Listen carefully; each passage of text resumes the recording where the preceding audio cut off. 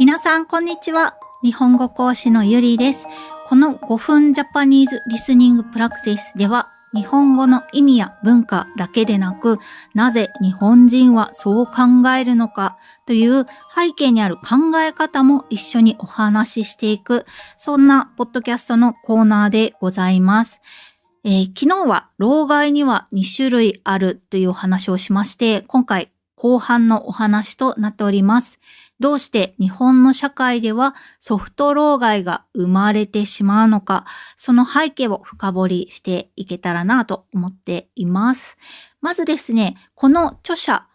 鈴木治さんですね。こちらにいらっしゃいます。本の表紙にいらっしゃるんですが、この方は、どちらの老害のタイプだったのかっていうと、ソフト老害だったんですね。自分では気づかないうちにご利用しする人たちを支える立場になっていたそうです。で、ここは重要なんですが、普通、老害と言われる人っていうのは自分が老害だって思わないですよね。で、この著者の方は、鈴木治さんはそこに自分で気づいて、さらにその老害を悪質な老害とソフト老害の2つに分類して話をしてるんですね。この視点が私としては、すごく面白いなと思ったわけです。日本では40代ぐらいになると、ほとんどの会社と言っていいと思うんですが、ほとんどの会社で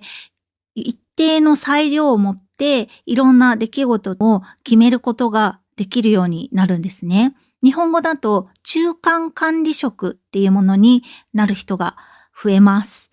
で、中間管理職になってしまうと、上からはその悪質な老害って呼ばれる人たちが言ういろんな意見がありますよね。それを言われるし、下からはその若い人たち、若手社員の人たちの意見がいろいろあると思いますね。それを吸い上げますよね。で、そうすると中間管理職の40代の人がその間の板挟みになってしまうんですよね。で、上の人たちの考えを読みながら、中間管理職の方っていうのは行動しますので、結果的に下の人の意見、若手の人たちの意見を変えてしまうことは、多いと思うんですよ。多いんですよね。で、そうなると、若い人たち、若手社員からすると、そういうのはちょっと老害っぽいよねっていう風に映ってしまうわけですよね。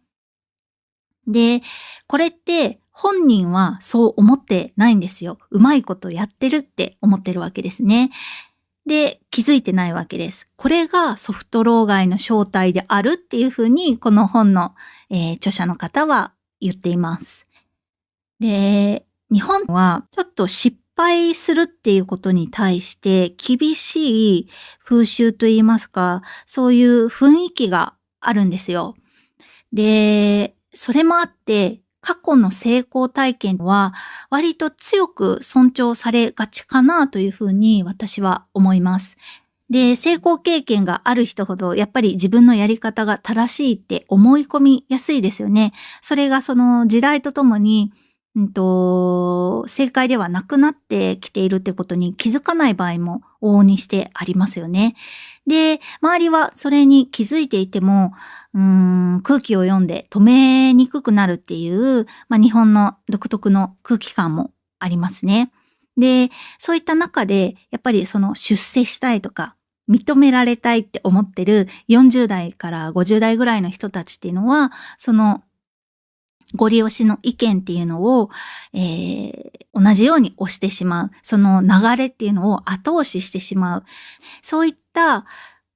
組み合わせっていうのかな。これが日本の職場がなんかちょっと息苦しいなって感じられる原因の一つなんじゃないかなっていうふうに私はね、この本を読んで感じました。今の意見自体はこの本には書かれてないんですが、私が読んで感じた感想ですね。なんかそんな気がしますよね。皆さんの国では日本と同じような現象っていうのはありますか？ちょっと気になりますね。あとは、そうですね、各世代はどんな風に関わり合ってますか？もしよければコメントで教えてください。では明日は皆さんが日本で働くときに直接関わる可能性の高いソフト老害についてですね、どうすればその人たちとうまくコミュニケーションが取れるのか、具体的な日本語のフレーズも交えながら、話をしていきたいと思います。ではまた明日お会いしましょう。バイバイ。